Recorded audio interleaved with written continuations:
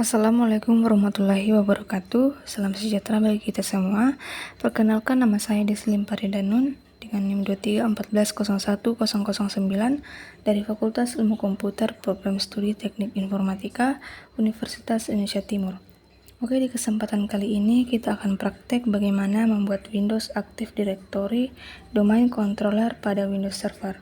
Setelah di pertemuan sebelumnya kita bahas konsep Active Directory, lalu domain trace and forage. Sekarang kita mulai praktek setting Active Directory Domain Control. Oke, pertama kita siapkan dulu virtual machine Windows Server yang mau kita setting. Di sini saya sudah siapin Windows Server 2019 yang kemarin sudah diinstal. Di bagian setting, namanya saya ganti biar jelas Windows Server 2019 DC karena dia berfungsi sebagai domain controller. Oke, di sini ada catatan. Kemudian kalau kita bikin server namanya Windows Server 2019 DC, fungsinya sebagai domain controller.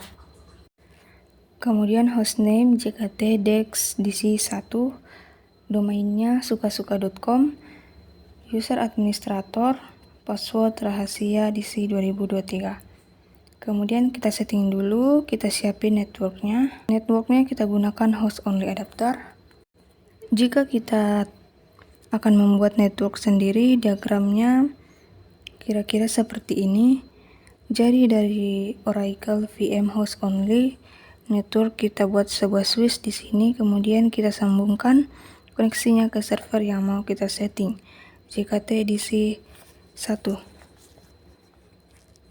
Kita kembali ke VirtualBox, pastikan seperti ini networknya, host only adapter. Name-nya VirtualBox host only Ethernet adapter. Nantinya dia akan mendapatkan IP di range server antara 192.168.56.101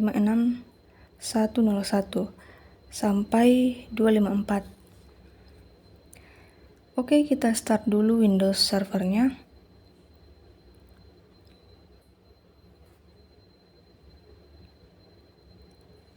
Kemudian kita login dulu. Di sini passwordnya belum sesuai dengan catatan, jadi saya akan ubah passwordnya dulu. Untuk mengubah password, kita masuk ke komputer manajemen, kemudian local server and group, kemudian administrator, lalu set password, kemudian sesuai namanya tadi, rahasia DC 2023. Ini adalah password login administrator. Oke, sudah. Oke, sekarang bagaimana cara membuat domain controller utama? Jadi caranya begini. Pertama kita tentukan dulu IP address-nya, karena yang namanya server itu di mana-mana menggunakan static IP address untuk mudah di manage. Kita cek dulu sekarang IP-nya berapa, 192.168.56.11. Ini sudah di statikin. Kalau Anda belum tahu statiknya, gampang. Kita masuk ke control panel, terus masuk ke network and sharing center. Adapter yang ada di sini kita masuk ke properties, ubah IP-nya menjadi static. Di sini saya pakai range yang sesuai dengan yang disediakan oleh VirtualBox, yakni 192.168.56.11. Di for gateway kita kosongkan saja. DNS-nya saya masukin DNS lokal. Tujuannya karena kita belum punya DNS server, jadi DNS-nya menuju ke diri dia sendiri. Kalau tahu yang namanya network ya sudah tahulah alamat 127.0.0.1 itu apa. Oke, kemudian kita close. Selanjutnya kita harus mengganti hostname. Kita klik local server. Kita lihat di sini computer name, hostname-nya ini WN835 0DASUDQ.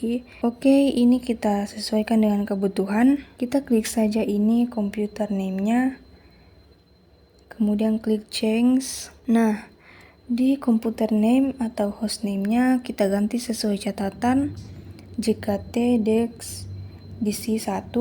JKT ini lokasinya misalnya di Jakarta, DC1. DC1 dia sebagai domain controller yang pertama. Kemudian klik OK, klik OK lagi, kemudian close. Nah, diminta restart. Oke, kita restart saja. Oke, kita tunggu dia restart sampai login lagi. Oke, sekarang kita login lagi dengan password yang tadi sudah kita buat.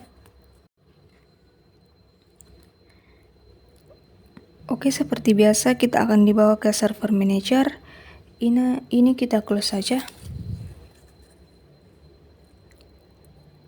Oke, selanjutnya untuk menjadikan server ini sebagai domain controller utama di bagian menu dashboard, di server manager ini klik manage, kemudian klik add rules and features. Artinya kita akan menambahkan peran server ini sebagai apa. Oke, di sini ada pemberitahuan. Sebelum dimulai ada beberapa kriteria yang harus kita penuhi di sini. Administrator harus punya password yang kuat, yang tidak gampang ditebak. Kemudian network setting, seperti IP address sudah dikonfigur. Kita tadi sudah konfigur menjadi static. Lalu pastikan update Windows yang versi terakhir sudah diinstal. Kemudian kita klik next. Nah, kita mau install server ini sebagai apa? Rule based atau remote desktop service, karena kita ini lokal, kita belajar rules based or features based installation. Kemudian klik next. Nah, ini informasi, jadi servernya ini cuma satu, kelihatan di sini JKT DC1. Artinya kita belum punya server yang lain, kita belum bikin grup apapun, kita belum bikin domain apapun. Jadi server yang muncul di sini hanya server yang kita jalankan di sini. Oke, klik saja next. Oke, di sini kita bisa pilih server roles peran dari server ini sebagai apa.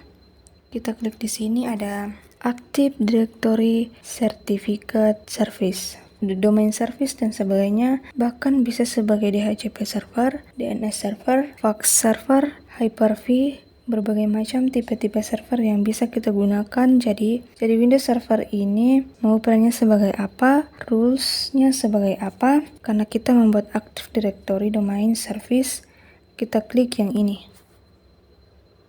Setelah diklik, ini ditanya fitur apa saja yang mau digunakan di Active Directory Domain Service ini. Nah, di sini kita tidak bisa menginstal Active Directory Domain Service kecuali service-service di bawah ini sudah terinstall. Ini cuman informasi-informasi saja, jadi lebih baik ditambahkan. Oke, add features, kemudian klik next. Nah, ini fitur tambahan dari yang mau kita install sebagai apa. Defaultnya adalah Group Policy Management. Nah, ini wajib harus diinstal, tapi kita bisa tambahkan lagi apakah dia sebagai IIS host table, web core, contohnya sebagai web server, mau sebagai BitLocker Drive, Encrypton, background intelligent transfer service. Ini cuman fitur-fitur tambahan saja, kemudian klik next. Nah, ini keterangan ADDS, Active Directory, Domain Service, Store Information about User, Computer, Device on the Network. Ini sudah kita bahas sebelumnya. Ini cuma tambahan saja. Azure Active Directory ini fitur tambahan lagi, tidak wajib. Azure Active Directory ini bawaan dari Microsoft 5 fitur. Kita klik next saja. Oke, kemudian kita klik install saja. Oke, ini butuh waktu beberapa menit, jadi kita tunggu saja.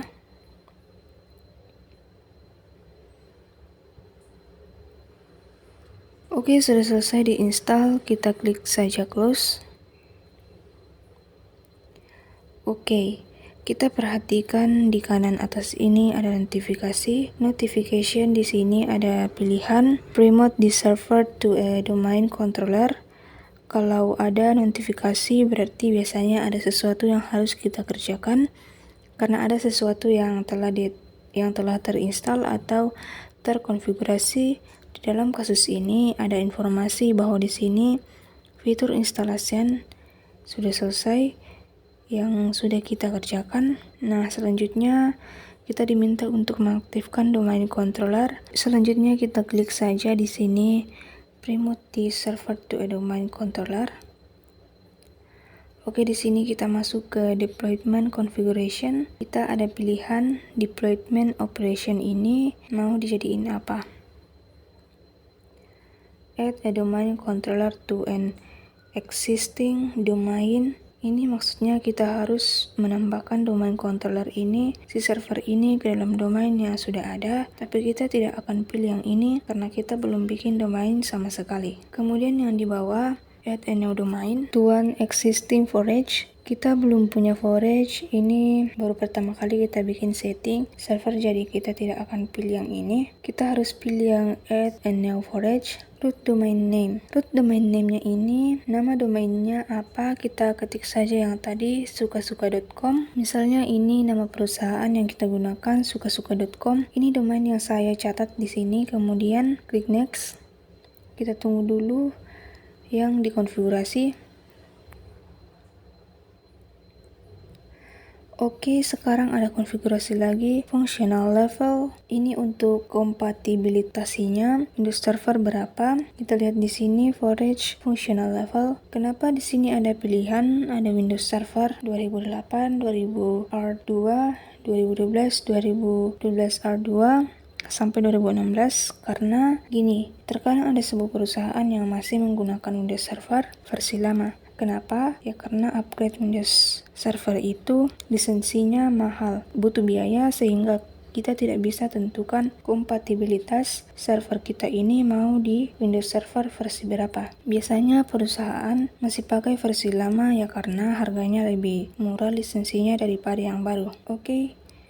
Di sini forage functional levelnya pilih saja yang 2016 karena kita servernya ini 2019, jadi kompatibilitasnya setidak-tidaknya yang 2016. Oke, domain name system DNS. Global catalog ya ini. Specific domain controller capabilities. Jadi artinya server ini bisa berfungsi sebagai DNS dan sebagai global catalog. Fitur global catalognya aktif. Kemudian password.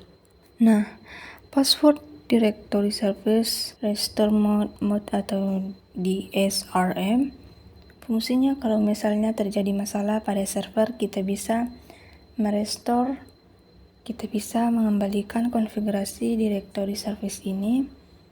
Service dari server ini passwordnya DSMR pas rahasia 2023. R-nya besar, ingat ya, password itu case sensitive. Kemudian klik next. Oke, di sini ada peringatan a delegation for this DNS server connect to be created because the authoritative parent zone connect be found. Karena kita belum punya DNS server, jadi kita abaikan saja dulu. Kemudian kita klik next saja. Oke, sekarang kita akan disuruh membuat NetBIOS. NetBIOS itu adalah computer name atau host name, perangkat yang tipe zaman dulu sekali, tahun 90-an, bahkan tahun 2000-an, waktu zaman Windows Server di bawah tahun 2000-an, yang namanya computer name itu tidak boleh lebih dari 12 karakter. Kalau setelah 2000-an ke atas, nah itu sudah boleh. Ini buat kompatibilitas saja kalau seandainya perusahaan atau tempat kita menginstal Windows Server ini masih ada perangkat zaman dulu. Masih ada OS zaman dulu kayak Windows Server 95, Windows Server 98 yang masih belum mengenal karakter host name di atas 12 karakter. Oke, di sini NetBIOS name-nya Di sini suka-suka, kemudian klik next, kita tunggu. Nah, di sini ada konfigurasi tempat menyimpan database folder, log files folder, size folder. Nah, ini informasi tentang konfigurasi Windows Server. Configuration ADDS database log files. Jadi log files atau aktivitas apa saja yang terjadi di database server ini. Kemudian kita klik next. Nah, ini review, kita bisa lihat kita sudah ngapain saja, urusan konfigurasi yang sudah kita buat. Nah, base name-nya suka-suka, storage functional level Windows Server 2016, edition option-nya apa saja, ada global catalog, DNS server, DNS delegation, database foldernya apa. Kita bisa lihat script-nya, view script. Nah, ini script instalasi PowerShell-nya yang sudah dibuatkan oleh Windows servernya. Sekarang kita klik next.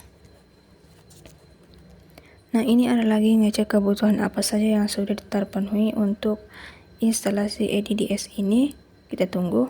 Kemudian di sini ada tanda seru, artinya peringatan Windows Server Domain Controller have a default for the security setting, name allow cryptography, algorithms compatible with Windows NT or 0. Ini cuman peringatan saja yang sebenarnya kita bisa abaikan. Contohnya kayak delegation untuk DNS servernya tidak bisa dibuat ya karena kita belum punya DNS servernya, jadi abaikan saja. Oke, di sini all prerequest check pass successful, klik install to begin installation. Baik, kita install, kemudian klik next. Oke, kita tunggu instalasinya. Server ini kita naikkan sebagai domain controller utama. Baik, sudah selesai. Dia ada peringatan you're about to be sign out. Jadi komputernya ini akan di restart. Kita klik close.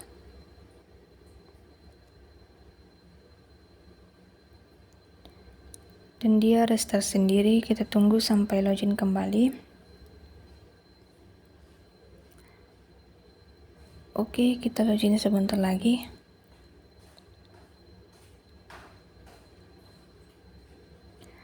Lagi applying computer setting karena dia baru naik sebagai domain controller. Oke, kita login lagi. Kemudian kita lihat di sini di server manager. Klik local server. Kalau ada biru di atas berarti dia lagi loading. Oke, kita lihat di sini computer name JKT DC1. Kemudian domain sukasuka.com, Windows Defender firewall-nya public on, remote management enable, artinya bisa di remote, remote desktop disable berarti dia tidak bisa di remote. Ethernet belum diganti. Di sini untuk IP version 6-nya kita disable saja dulu karena kita belum perlu. Klik OK. Kemudian klik close. Kita refresh. Oke, jadi Ethernetnya 192.168.5611.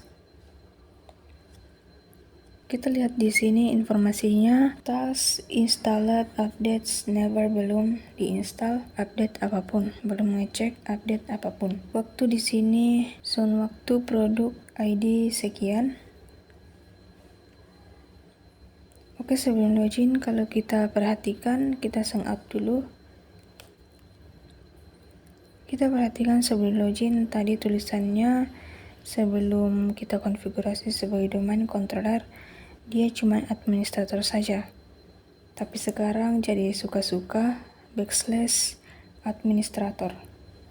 Suka-suka ini adalah nama domainnya, jadi server ini sudah berfungsi sebagai domain controller dan sudah tergabung ke dalam domain suka-suka.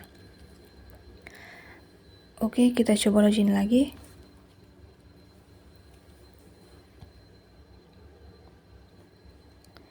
Sekarang kita klik tools di sini.